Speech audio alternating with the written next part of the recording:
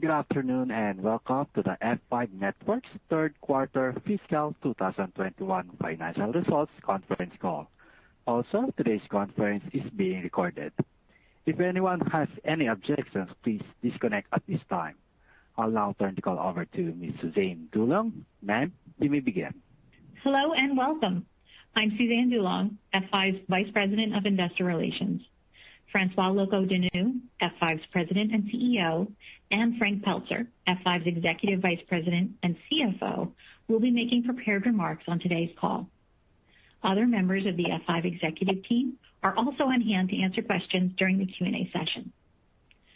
A copy of today's press release is available on our website at f5.com, where an archived version of today's call will be available through October 25th, 2021. Today's live discussion is supported by slides, which are viewable on the webcast and will be posted to our IR site at the conclusion of today's discussion. To access the replay of today's call by phone, dial 800-585-8367 or 416-621-4642. Use meeting ID 529-4198. The telephonic replay will be available through midnight Pacific Time, July 27. For additional information or follow-up questions, please reach out to me directly at s.dulong@f5.com. Our discussion today will contain forward-looking statements, which include words such as believe, anticipate, expect, and target. These forward-looking statements involve uncertainties and risks that may cause our actual results to differ materially from those expressed or implied by these statements. Factors that may affect our results are summarized in the press release announcing our financial results and described in detail in our SEC filings. Please note that F5 has no duty to update any information presented in this call. With that, I'll turn the call over to Francois. Thank you, Suzanne, and hello, everyone. Thank you for joining us today. I am pleased to share with you our very strong Q3 results. Broad-based strengths across the business drove 11% revenue growth in the quarter, marking our third sequential quarter of double-digit revenue growth. We delivered 34% software growth, 13% systems growth, and 4% global services growth in Q3. F5's business is benefiting from digital acceleration and application growth, as well as heightened demand for application security. Customers' traditional apps are generating more revenue and more engagement than ever before. At the same time, customers also are accelerating adoption of modern application architectures like Kubernetes for new applications. With our expanded application security and delivery portfolio, we are uniquely positioned to solve our customers' most significant modern and traditional application challenges on-prem, in the cloud, and across multiple clouds. I will speak more about our business drivers and customer highlights from the quarter after Frank reviews our Q3 results and Q4 outlook. Frank? Thank you, Francois, and good afternoon, everyone. As Francois just outlined, our team delivered another very strong quarter. Third quarter revenue of $652 million was up 11% year over year and above the top end of our guidance range. Please note, as I review our revenue mix, I will be referring to non-GAAP revenue measures for the year-ago period. Q3 product revenue of $310 million is up 21% year over year, representing a significant acceleration from 3% in the same period last year. Product revenue accounted for approximately 48% of total revenue, up from 44% in the year-ago period. We continue to advance our transition to a more software-driven model.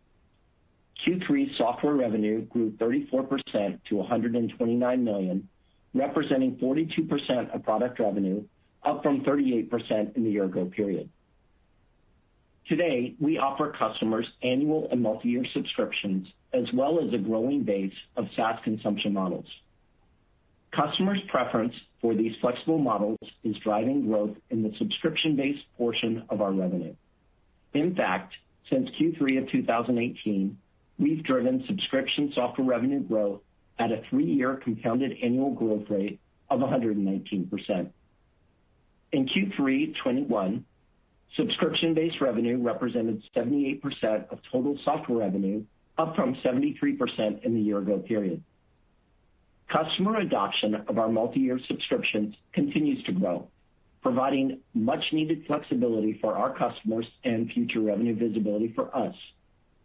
These multi-year subscriptions are generally 3-year term subscriptions and can be for BIG-IP or NGINX or a combination of both. With customers increasingly looking to F5 to support both traditional and modern applications, our multi-year subscriptions are more frequently including both BIG-IP and NGINX. In fact, in Q3, NGINX was part of over half of our multi-year subscription deals. We see continued strong systems demand based on broad-based increases in application usage, continued growth of system-based security use cases, and 5G service provider use cases. In Q3, systems revenue of $180 million is up 13% compared to last year when systems were down 12%. Rounding out our revenue picture, we see continued strength from our global services with revenue of $342 million in Q3, up 4% compared to last year and representing 52% of total revenue. Revenue from recurring sources, which includes term subscriptions as a service and utility-based revenue, as well as the maintenance portion of our services revenue, totaled 66% of revenue in the quarter. On a regional basis in Q3, Americas delivered 10% revenue growth year-over-year, representing 57% of total revenue. EMEA delivered 19% growth, representing 26% of revenue, and APAC delivered 3% growth, accounting for 18% of revenue. The strength in Q3 spanned customer verticals as well. Enterprise customers represented 69% of product bookings in the quarter, service providers represented 15%, and government customers represented 17%, including 4% from U.S. federal within the government vertical. I will now share our Q3 operating results. GAAP gross margin in Q3 was 81.4%.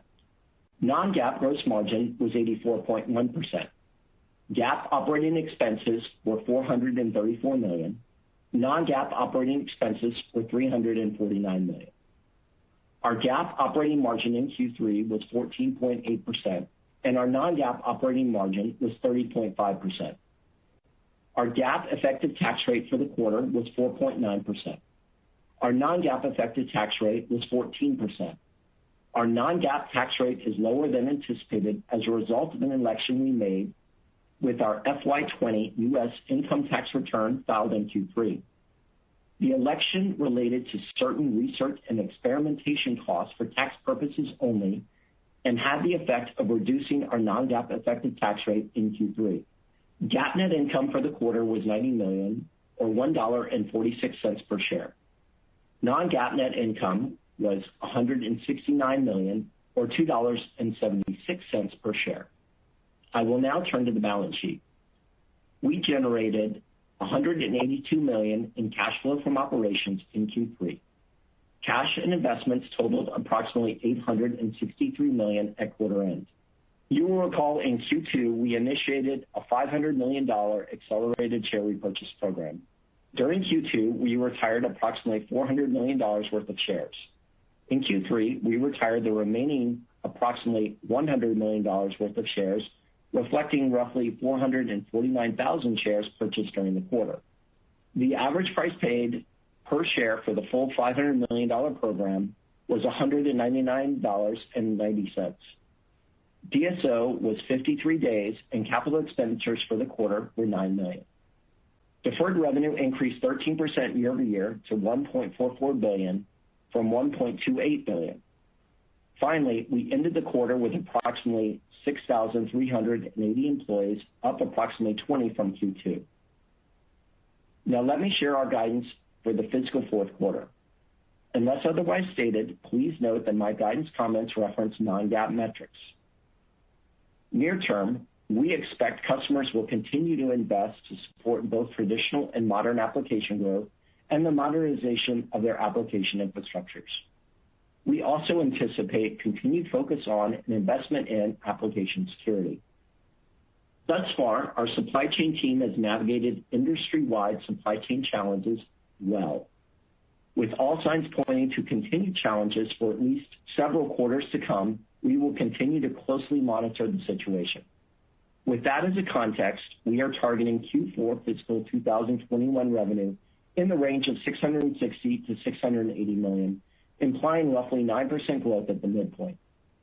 We continue to expect FY21 software revenue growth at or around 35% and feel very good about our software momentum as we close FY21 and head into the back half of our Horizon 2 timeframe.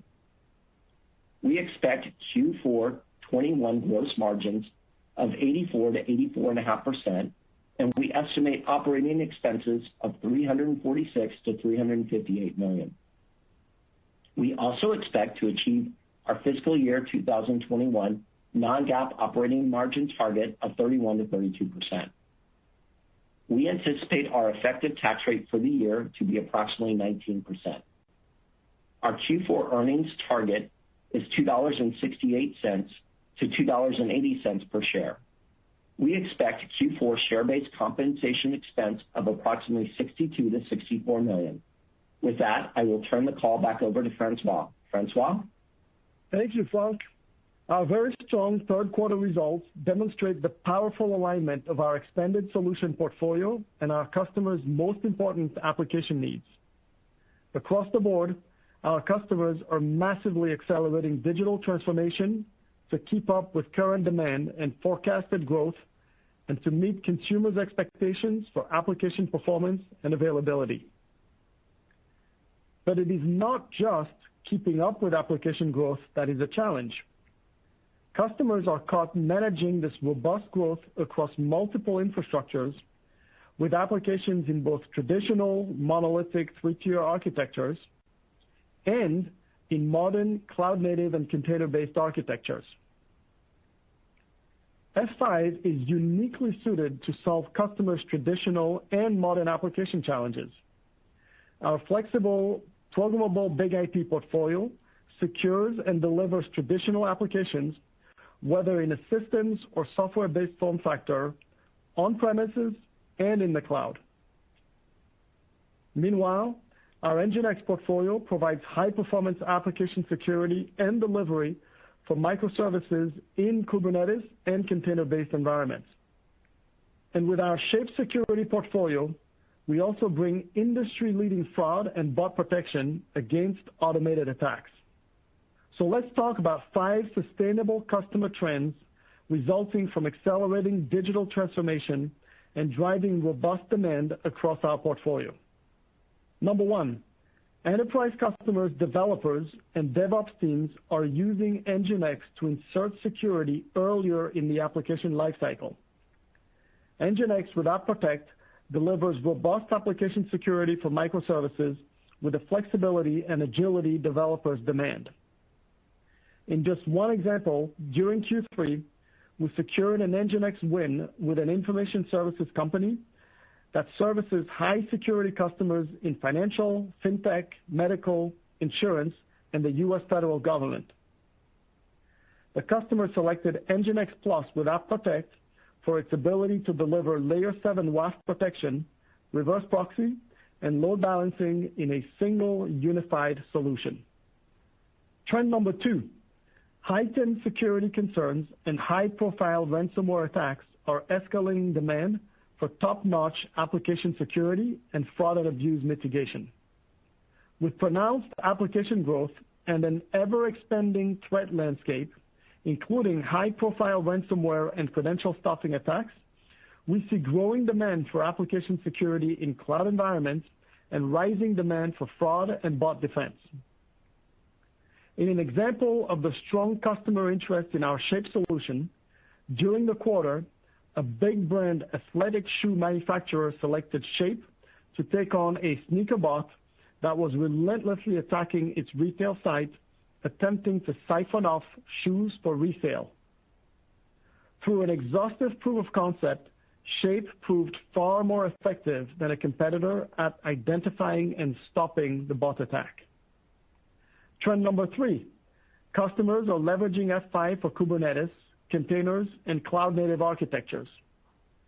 Our growth in modern applications continues to accelerate, driven by NGINX Kubernetes and cloud-native deployments. We are seeing several top use cases emerge for NGINX, including API Gateway, Kubernetes Ingress Controller, NGINX App Protect, and software-based load balancing. Customers' modernization efforts and the availability of NGINX Controller and enterprise-level app security with NGINX App Protect continue to drive larger NGINX deal sizes. During Q3, a large health insurance provider in the United States selected NGINX to help their teams manage their modern apps. They deployed recently introduced NGINX Instance Manager to track, configure, and manage their business's NGINX open source and NGINX Plus instances. They also deployed NGINX as an ingress controller to manage secure communications between services that are both external and internal to the Kubernetes cluster. In addition, they are using NGINX to monitor pods running in a public cloud provider's managed Kubernetes service and adjust the load balancing rules based on pod availability. Trend number 4, customers are scaling their existing hardware-based infrastructures to handle accelerating application growth, driving continued strength for BIG-IP systems. Last quarter, I spoke about the fact that some of our BIG-IP systems demand was being driven by cloud-based and SaaS providers. These global leaders are turning to F5 to help them scale their existing application infrastructures in support of continued rapid adoption and growth of their digital products and services. In Q3, this trend continued with a global SaaS-based cloud service provider refreshing and expanding their existing BIG-IP infrastructure to efficiently and securely scale with rising demand. And finally, trend number 5, customers are leveraging BIG-IP for transformation, including cloud migration and automation initiatives. The demand we are seeing for BIG-IP systems and software is about more than just capacity additions.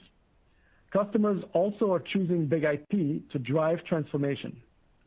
When customers move traditional applications to the cloud, they are lifting and shifting with F5, choosing not to incur the time, cost, and risk of refactoring their applications. In just one example, in Q3, in APAC, we won a deal with a large credit issuer with a 2-year plan to exit their own data centers and migrate all non-mission critical applications to the cloud. They chose a combination of BIG-IP and NGINX software with a multi-year subscription consumption model to ensure flexibility throughout the process. In another example of F5's role in app modernization, an American multinational computer technology company is embarking on a large-scale project to build their own private cloud, including repatriating cloud workloads to save costs and drive efficiency. They selected BIG-IP hardware and software as well as NGINX to execute the project. While several of the trends I have just described also apply to our service provider customers, service providers also face unique challenges as a result of 4G to 5G migration and growing 5G traffic demands. We see GI-LAN use cases gaining momentum globally as 5G devices are enabled. We are seeing 4G to 5G momentum growing for F5 in 2 ways. First, for capacity augmentation supporting 5G rollouts. Second, with virtual network function and cloud-native network function-based architectures gaining traction to replace legacy infrastructures. In one notable service provider win from Q3, one of the largest mobile providers in India turned to F5 to scale its 4G network in preparation for its 5G deployment. Before I wrap up our prepared remarks, I will comment briefly on our Volterra acquisition. The trends we are seeing across the business also bode well for the opportunity we see ahead with our Volterra platform. We continue to make good progress with our integration efforts and expect to have more to share about initial use cases and launch timing in the fall. As I mentioned last quarter, we initiated a pilot program concentrating on specific use cases and focused on bringing F5 security to the edge. Our goal is to leverage Volterra's organic momentum and early customer interest. Among service providers, the excitement and early interest related to Volterra continues to open doors not previously open to F5. The combination of application growth, our expanded solutions platform, and our vision for the future of adaptive apps is resonating with customers and is well aligned with industry trends. We expect demand for application security will continue to grow as application demand grows and customers scale and modernize their applications. We believe that we are exceptionally well-placed with the right perspective and tool set to solve our customers' most pressing application security challenges. Our opportunity in application security is even more exciting with the ongoing integration of F5 and Volterra, which will bring enterprise-grade F5 application security to the edge in an easily deployable SaaS model. I will wrap up today's prepared remarks by thanking the entire F5 team, as well as our customers and partners. With that, operator, we will now open the call to Q&A.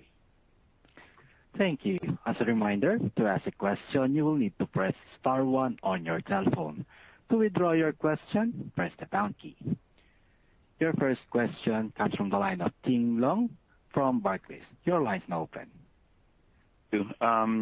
Two questions, if I could, guys. First, curious if you could just update us on kind of how the cloud vertical is going for you guys, particularly on the software side, but also curious if you continue to see some good hardware traction there as well.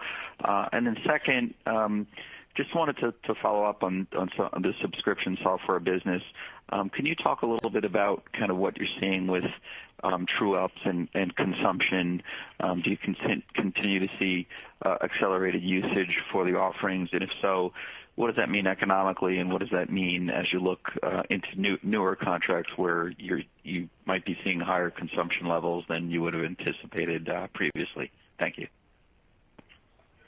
Hi, Tim. Thanks for the questions. I will take the first part, and then Frank will take the second part. So let's just talk about the cloud vertical. Generally, Tim, we continue to grow rapidly in public clouds, driven by increased software consumption of our big IP systems, and also rapidly growing consumption of NGINX in public cloud environments to scale Kubernetes specifically deployments into production. And the third factor there is as the security attach rate in the public cloud continues to grow.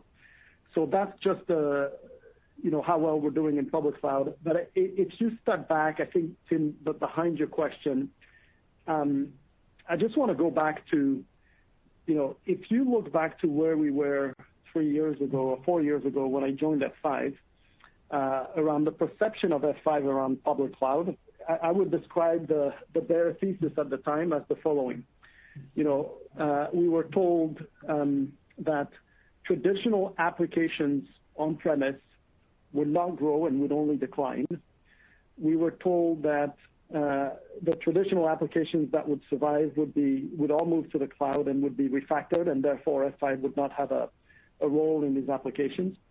And finally, we were told that all new applications, modern applications, would be built as cloud native and container native, and F5 would not have a role in these applications. And all of that led to significant skepticism about the role of F5 in applications in the future.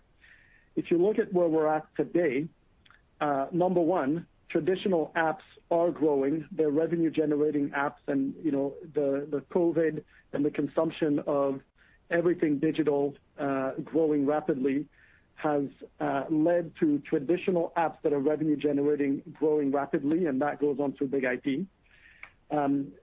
Number two, the apps that are not all the apps, the traditional apps are moving to the public cloud. A large number of them are not moving.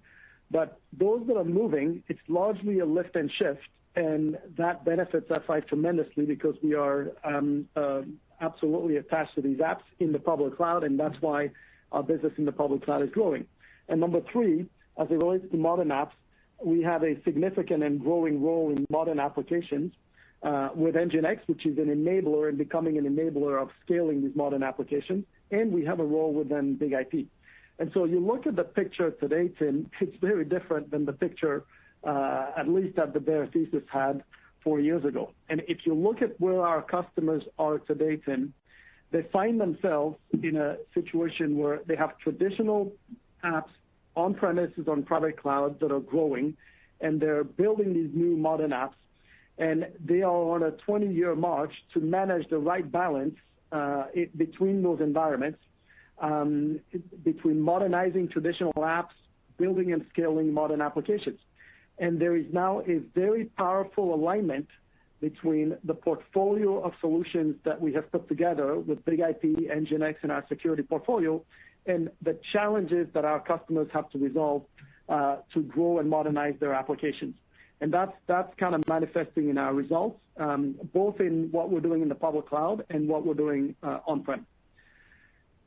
Frank, do you want to address the second part? So, Tim, in terms of the true forwards and the subscriptions that we are seeing, on average, in both in year 2 and year 3, we are ahead of where our internal plan was in sort of the low double digits of uplift that we see in years 2 and years 3. Our utilization that we're seeing in the contracts in year 1 is actually pulling in by a month in the last quarter, and all of this gives us increased conviction in our software as we head into FY22. Okay, thank you. Thank you. Your next question comes from the line of Samik Chatterjee from JP Morgan. Your line's now open. Hey guys, thanks for the question. I had a couple. Francois, if I can start just on the software again here. One of the questions that we get quite often from investors, and we got a lot of those this quarter, is even as you kind of saw good acceleration in software revenue sequentially in the third quarter, there's a similar acceleration that's implied into the fourth quarter and then kind of into next year. So how much of that is just the momentum of the kind of existing business relative to kind of the true ups or true forwards as well as subscription renewals that's kind of influencing that? If you can talk about kind of the confidence into delivering that sequential improvement as you go along into next year. Thank you. And I have a follow-up as well. Thank you, Samik. So let me start on software. Yes, we are as Frank just said, our conviction in our growth in software continues to increase and continues to get stronger for a couple of reasons. The first is we are indeed seeing very strong utilization of our multi-year subscription agreements, getting better visibility into expansion and true forwards. And so far, what we're seeing on expansion, true forwards, and even our renewals, that the performance of these aspects of our software business is well ahead of our own internal targets. So that is an important part of our confidence. But the second part is on our confidence is that we also have some catalysts in our software business that are starting to play out as we thought they would, and perhaps even better. If you look at NGINX, the momentum of adoption of NGINX is accelerating, in part because we have a larger set of products and modules on NGINX from the investments we made a year and a half ago. So the controller, App Protect, the security piece on NGINX, moving into API gateways, those are growing the addressable market for NGINX. And some of these catalysts haven't even played out and will play into 2022. We see growing demand for security, including Shape, and a lot of that is consumed in software. And Big IP is also growing in software, as I said, in public cloud and private cloud environments. So if you combine all these, you add to that we see a 5G opportunity that's in software in 2022 for the 5G cores. Those are all catalysts that will continue to drive the growth that we expect to see in software. Got it. And if I can just follow up, maybe this is more for Frank, but relative to when you gave initial guidance for this year, you were expecting more of a top-line growth of 7 to 8 and operating margins of 31 to 32. Clearly, top-line growth has exceeded your initial expectations, but when I look at the operating margin, you're kind of towards the lower end of the range here. So how should I think about that? Was it like reinvesting some of the incremental growth that you got, or was it more of the headwinds because of the supply chain constraints? Just trying to think through why not more leverage on the operating margin as revenue exceeded expectation. Sure. Hey, Samik, a couple of factors that I will note. One is obviously with the revenue outperformance, we've got natural commission expense and other things that go towards higher expenses than what we would otherwise model at the beginning of the year. We also obviously absorbed Volterra into this model, where we said we were not going to change our operating plan, but we were going to absorb those expenses, and that's exactly what we did. And then just other gives and takes that put us, I think, more in the midpoint of that 31 to 32% range, not at the low end from our expectations. Okay. Thank you. Thanks for taking the questions. Sure. Thank you. Your next question comes from the line of Rod Hall of Goldman Sachs. Your line's now open. Yeah, hi guys. Thanks for the question.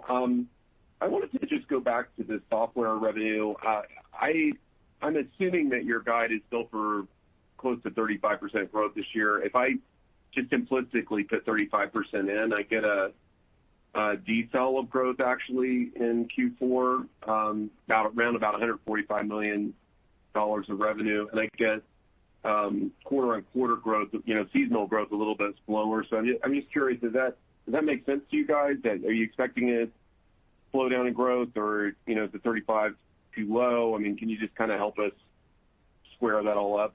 And I have a follow-up. Hi, Rod. Look, we're not, as you know, we are not guiding hardware and software separately every quarter. We've said that we would drive about 35% software growth for the year. We feel confident that we're gonna do that. And more importantly, I always look at this as the overall trend for our software business. For Horizon 2, we said the trend in our software growth would be 35 to 40%, and we still feel that that's what the range is going to be for growth for FY21 and FY22. Rod, I think the only thing I would add is, sorry. You go ahead, Frank. Yeah, absolutely. I think the only thing I would add is, the same methodology that we use in giving guidance since we've been talking about our software business, and the back half of the year when that was looking like a pretty good uplift when we were talking last quarter. I think we bridged that quite well this quarter, and leaving ourselves obviously plenty of room on the 35% for the full year.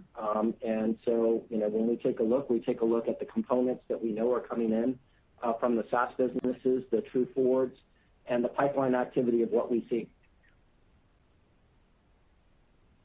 Okay. And then, Frank, I had one for you too on deferred revenue. I was just looking at your long-term deferred increments versus your short-term, and I see a pretty good size, long-term deferred revenue increase in June over March. And I'm just curious, can you talk to us about the duration of the deferred revenue and what specifically is driving the big increase in the long-term part of it? Thanks. Sure. Yep, absolutely, Rod. So, it seems like we keep saying this, but we had yet another record number of multi-year subscription agreements that bring in deferred revenue into that long-term bucket. Also, we had a very strong shape quarter, as well as other things that have got multi-year contracts. I believe the average duration on most of those is 2.5 to 3 years, and so that's what you're seeing the growth in the long-term deferred revenue. Great. Okay. Thanks a lot. I appreciate it, guys. Yep. Thank you, Rod. Thank you. Your next question comes from the line of James Fish from Piper Sandler. Your line's now open. Hey, guys. Great quarter. Just not to go back to the topic, but on the subscription side first, I guess, how should we think about kind of next year's true-up and renewal opportunity, understanding the fiscal 19 base is bigger than the fiscal 18 base, but we are having some of these true-ups come in this fiscal year. I guess, can you kind of help us bridge the transitions here of how we should think about this true-up and renewal activity happening? And it sounds like we should think about it as kind of this 110 to 120 kind of net retention rate. Is that the right way to think about it? Yeah, it's the right way to think about it. And there's also an additional component with 606. So the reason why that lapping is important in what you see in 19 as opposed to, the previous quarters, and why I have said, for the past probably 6 or 7 quarters, that the back half of FY22 is going to be interesting, and when things start to look more consistent in the revenue growth, is that once you actually sign those new term subscription agreements, there's a whole new revenue recognition component associated with that. And so the true forwards are interesting, but that becomes the new baseline in which the new deal is signed. And then in those 3-year agreements, 63% of that comes to product in the quarter that it is assigned, and the balance of that is ratably deferred into the services revenue bucket over the course of that 3 years. And then the true forwards obviously have got an additive component to the product revenue in years 2 and years 3, but that lapping year is actually when you see more pickup in the product revenue on the software side. Makes sense, Frank. And it does look like your bookings or billings were up, very nicely here, 25%. Not a metric we typically talk about with you guys, but as the software piece is becoming a bigger and bigger piece, it does make some sense to talk to.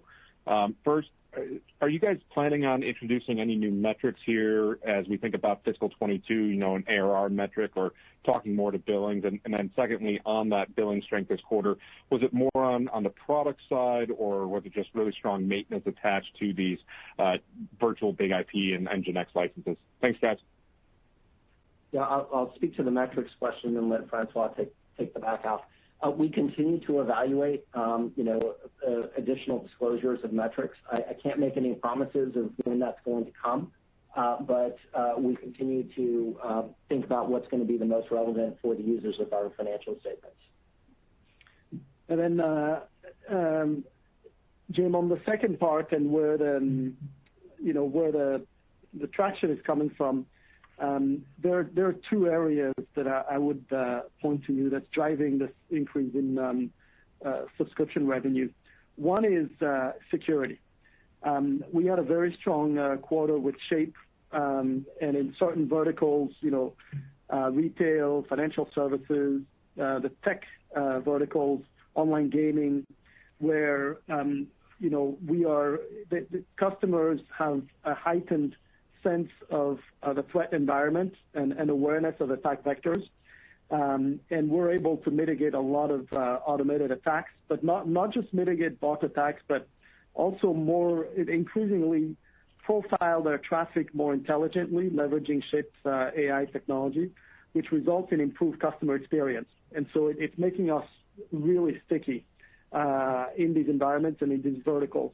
The second thing in security is we're seeing DevSecOps teams and DevOps teams increasingly wanting to deploy security earlier in the life cycle of an application.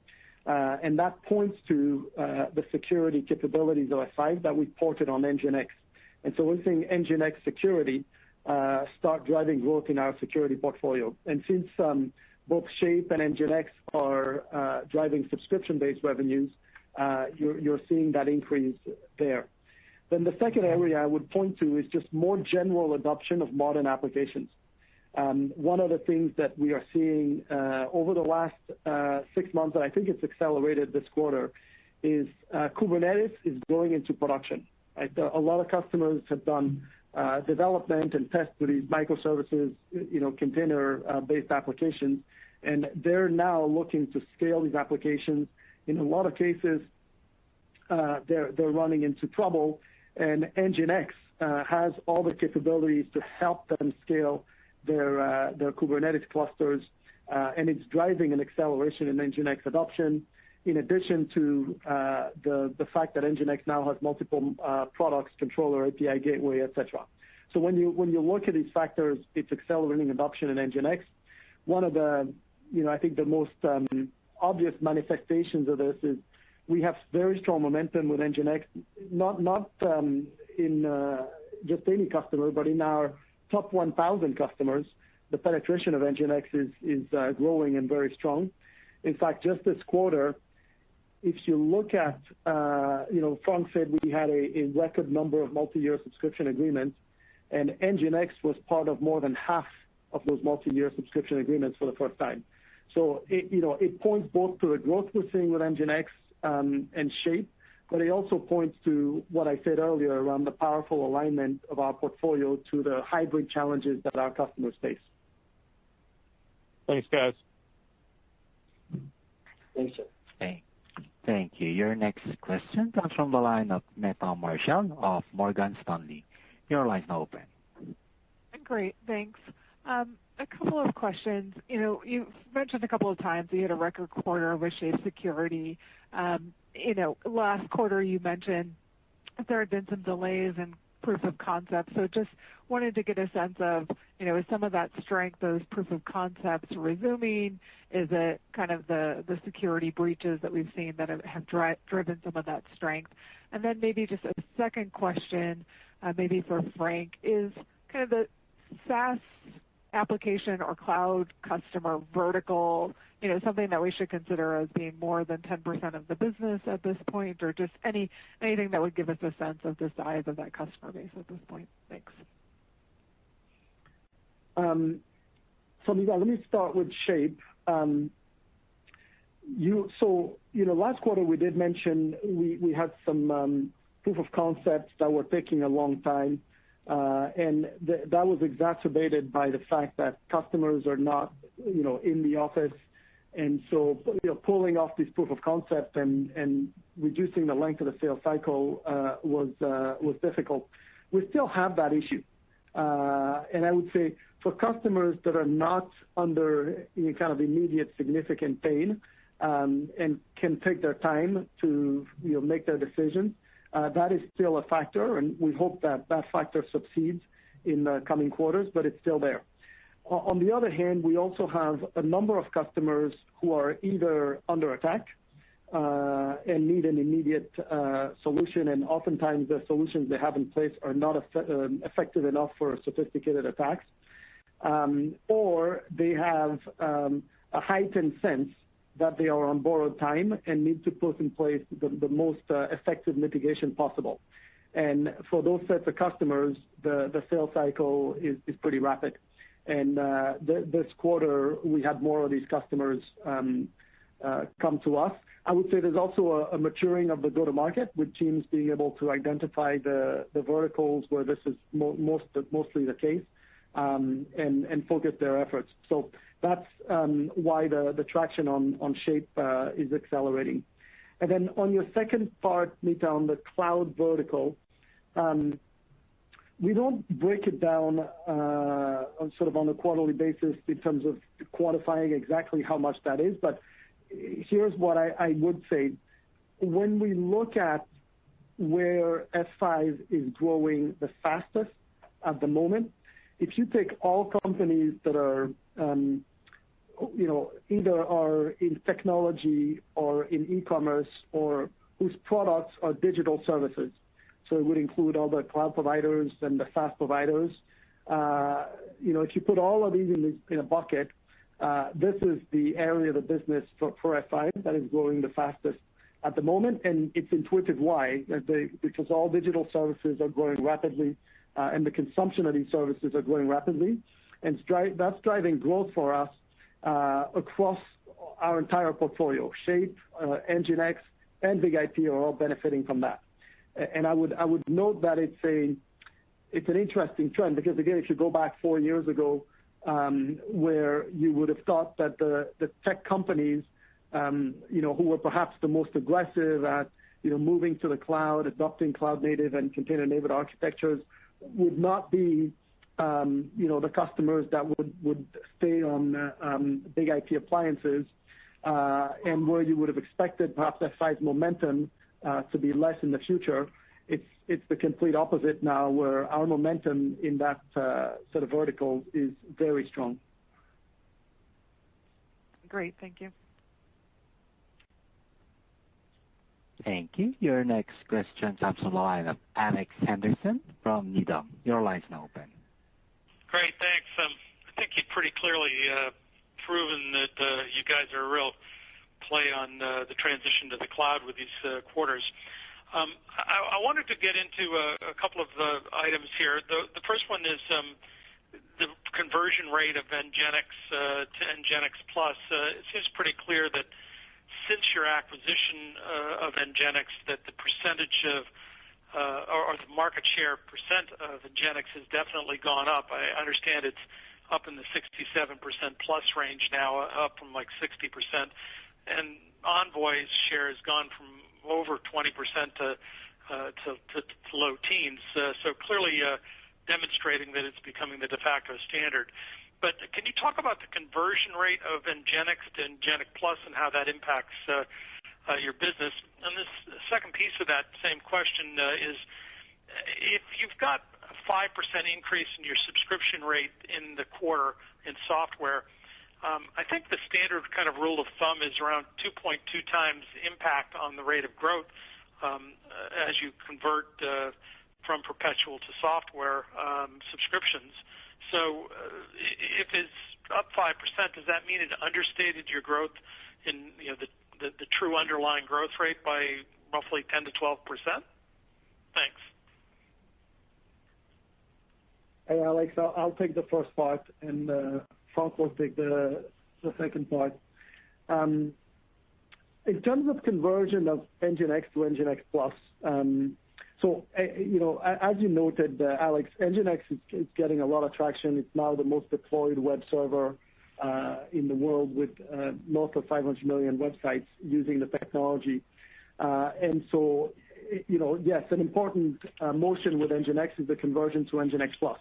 We have steadily gotten better about that in two ways. Number one is because there is a broader set of products that can be offered either as part of NGINX Plus or in conjunction with NGINX Plus, the security capabilities, the API gateway, and now a controller that makes it much easier to deploy and manage these instances. There are more reasons for customers using open source to want to have access to the commercial capability. And then the second part is, what we have found out is that in a number of large enterprises, customers are not aware of how many open source instances they have, how many versions they have, or they underestimate by sometimes a factor of 10x the number of NGINX open source instances we have. And so we've been able to bring to them a new technology. We call it an NGINX Instance Manager that allows them to discover the open source instances that they have, and oftentimes prompts them to look at that portfolio and ensure that it has the right support, and oftentimes move to NGINX Plus to have access to better features and better versions. So that's kind of the what we're seeing in terms of better conversion rates on NGINX. But I would say we're also getting greenfield deployments with folks who did not have NGINX open source in their portfolio, because as I said before, scaling these Kubernetes clusters and scaling these container-based applications is a challenge for many customers. And what they find is NGINX is a platform that consolidates a lot of functionality into one platform, and so they don't have to deal with 5 or 7 different vendors for different capabilities. So all of that is why we're seeing that traction. Alex, and then for the second part of your question, I would love that map to work for all of our software base. It does actually for the SaaS ratable piece of our software base, but with the adoption of 606 for our term subscription-based models, that one evens out a bit closer to the perpetual and subscription revenue recognition. And so that your math does work as that SaaS portion of our revenue continues to grow and the ratably recognized portion, but it's not completely apples to apples for all of our revenue sets. Okay, if I could just follow up one last quick question. So clearly, as the dominant player in Kubernetes code as infrastructure, can you talk a little bit about your ability to hook into HashiCorp and to what extent your tight integration with HashiCorp is driving your adoption rates? Clearly, they're setting up to come public, and as they do, code as infrastructure, CI/CD pipelining, and obviously the role of Kubernetes goes to center stage, and you're obviously a critical piece of that. Yeah, Alex, hey, it's Kara. Hi, Kara. So I knew I had to get on there somehow. we have hooks from a number of our products into Hashi's portfolio, and we do have a strong. We see customers looking for our integrations that are built into there. So, for example, there's a few integrations from BIG-IP into Console that enable deployment and provisioning of BIG-IP resources through Hashi's Console offering, as well as other integrations that we have. But I would say that Hashi is but one example of a broad set of automation and orchestration capabilities that we've enabled across our portfolio. So both Nginx and BIG-IP can be automated and provisioned and configured via a set of declarative APIs. And our customers use that through Hashi. They use it through things like Ansible, Terraform, as well as a number of other automation technologies.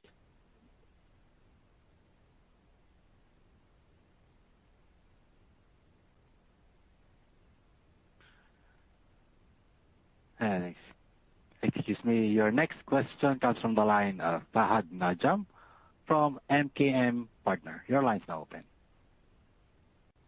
Thank you for taking my question. I guess I had a very high-level question on your subscription revenue. The disclosed number that you have, 73% software being subscription. Can you give us a sense of how much is it from SaaS revenue versus term revenue, term software? Yeah, Fahad, it's Frank. It was 78% this quarter, 73% the year ago quarter, and we don't split out those components at this point, but I do appreciate the question. Okay. If I could maybe ask, kind of figuring out in terms of the opportunity ahead in software growth, can you help us understand in terms of the true-ups or land and expand nature of your business? Can you give us some or share some data points, quantifiable data points preferably, that kind of show you landing and expanding on your set of cohort customers who adopted your set of solutions, whether it's Nginx, Nginx Plus, along with F5 traditional software solutions? Just kind of understanding how much of a true-up are you enjoying as you integrate more of Shape and Volterra solutions going forward as well. Well, Fahad, I don't know if I will get to what I think you want, which is an average of the true-ups or expansion that we're seeing at renewal with our customers. But let me just give you a few data points. So first of all, our subscription offers really started in earnest in 2019, and so we are in the very early stages of going through these. Certainly, the renewal of the multi-year subscriptions that have expired and gone to 3 years. In terms of the ones that have gone through 1 year, and so we've already had a chance to do true up. We are, generally seeing expansion in consumption that is very healthy. So we're very happy about that.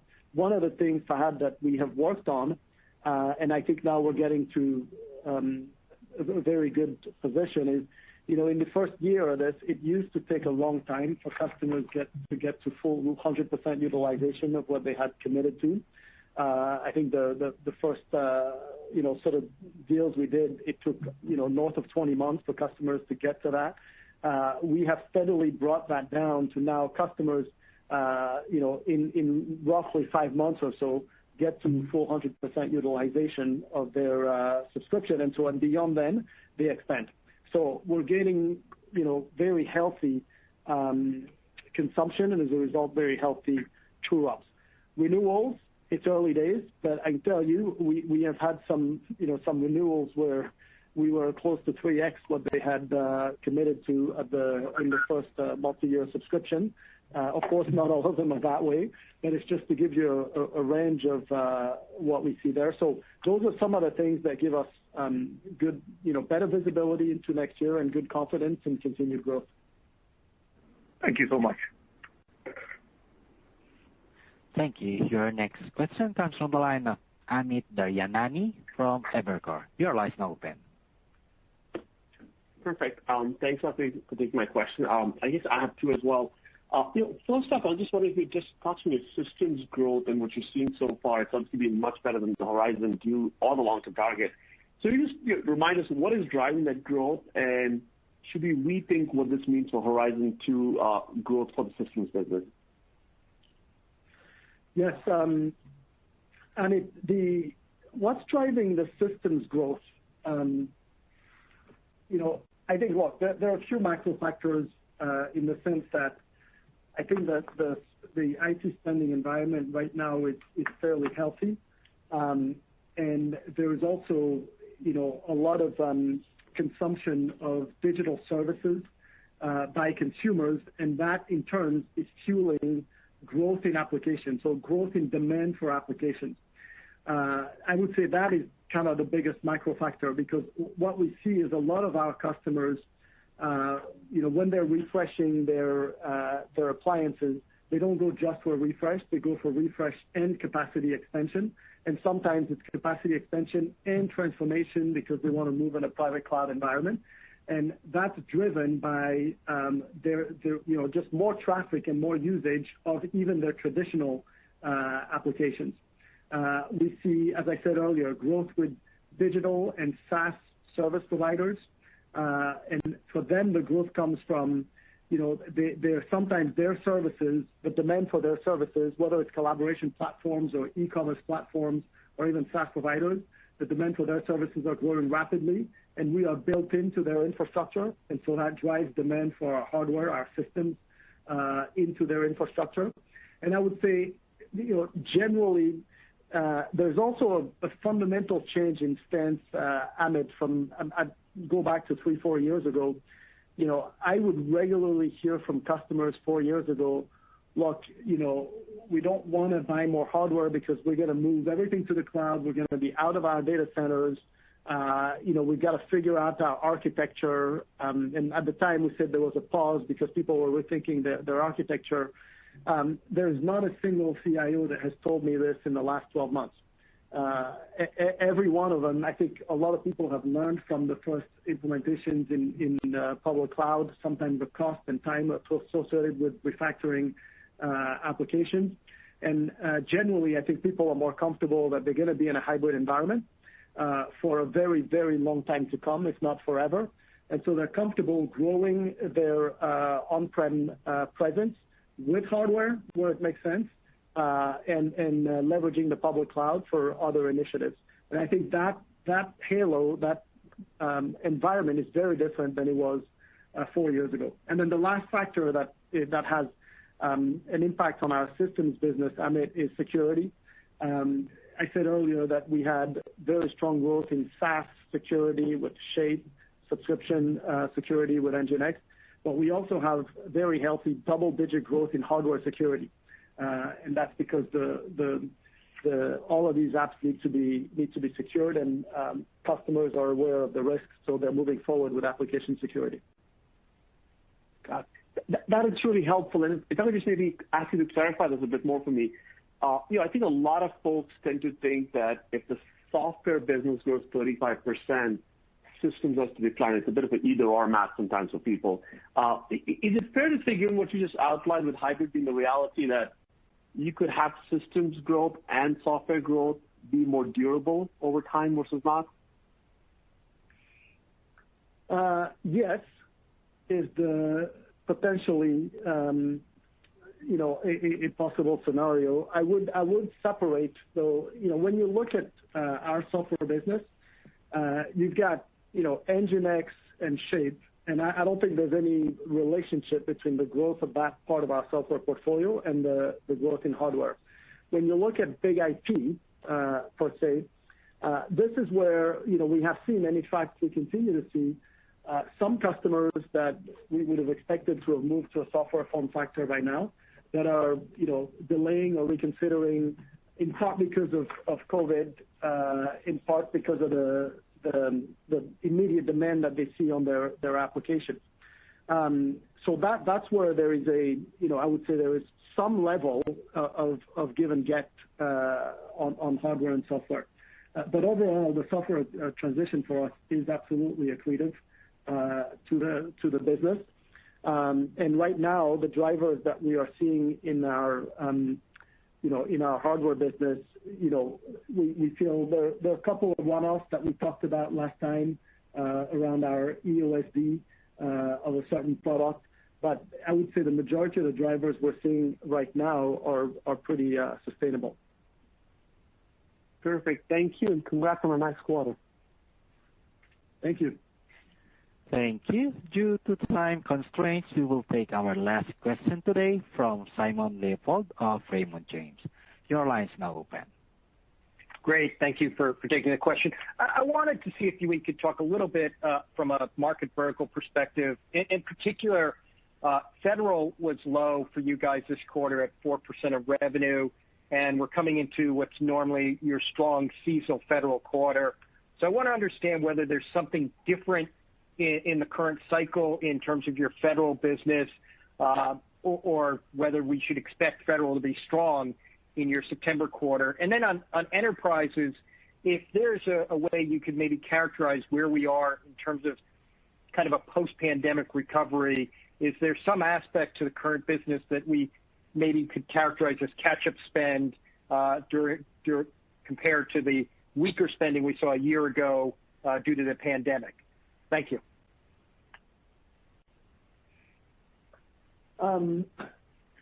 Simon, thank you for the questions. Let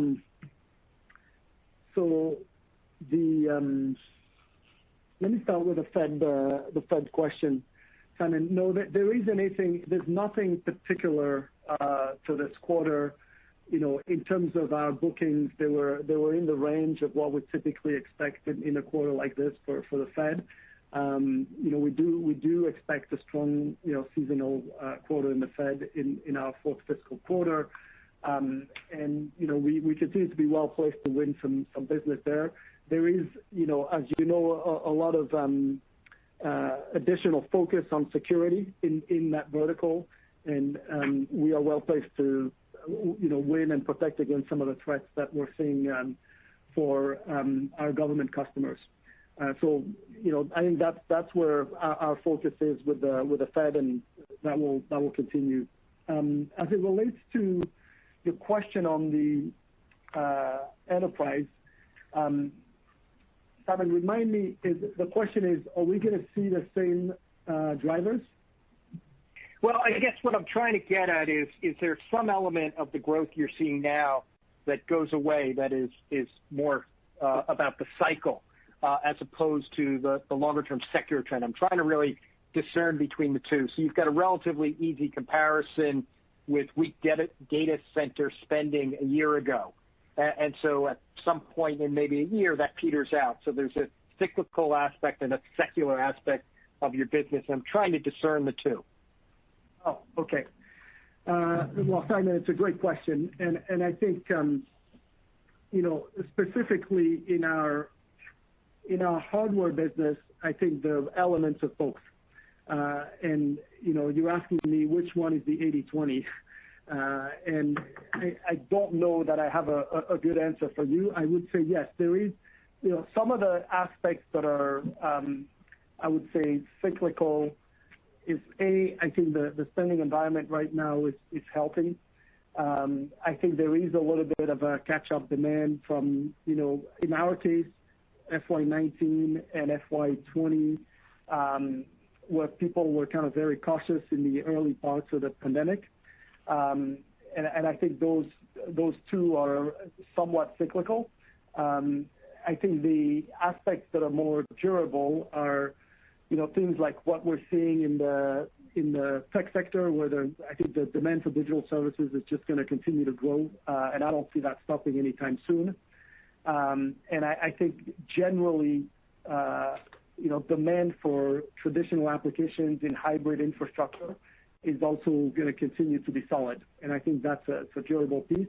And then the last element that's durable is security. I said we have healthy double-digit growth in hardware security, and I think demand for security is going to continue for the foreseeable future. So both elements are part of what we're seeing right now, and I think time will tell. I think in a couple more quarters to see how much of each is contributing. Thank you. Thank you. And this concludes today's conference call. Thank you for participating. You may now disconnect.